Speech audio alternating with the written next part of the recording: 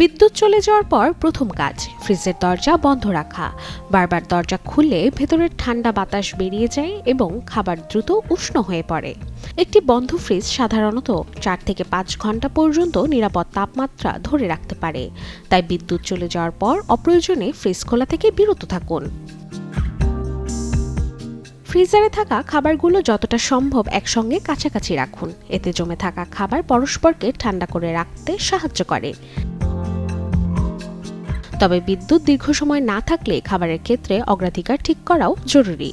মাছ, মাংস, দুধ, ডিম, রান্না করা খাবার কিংবা কাটা ফলের মতো দ্রুত নষ্ট হওয়ার সম্ভাবনা রয়েছে এমন খাবার আগে ব্যবহার করা বা নিরাপদ ঠান্ডা পরিবেশে সরিয়ে রাখা উচিত। বিদ্যুৎ না থাকার সময় বিকল্প হিসেবে ব্যবহার করা যেতে পারে বরফ, আইস বক্স কিংবা কুলার। আগে থেকেই পানি ভর্তি কয়েকটি বোতল ফ্রিজারে জমিয়ে রাখলে বিদ্যুৎ চলে যাওয়ার পর সেগুলো ঠান্ডা রাখার কাজে ব্যবহার করা যায়। দীর্ঘ সময় বিদ্যুৎ না থাকার আশঙ্কা থাকলে জেল প্যাকও কাজে আসতে পারে। তবে সবচেয়ে গুরুত্বপূর্ণ বিষয়, খাবার নষ্ট হয়েছে কিনা শুধু গন্ধ কিংবা স্বাদ দেখে সিদ্ধান্ত নেওয়া যাবে না।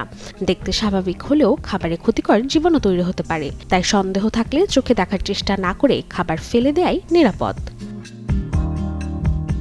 Desk report, channel 24।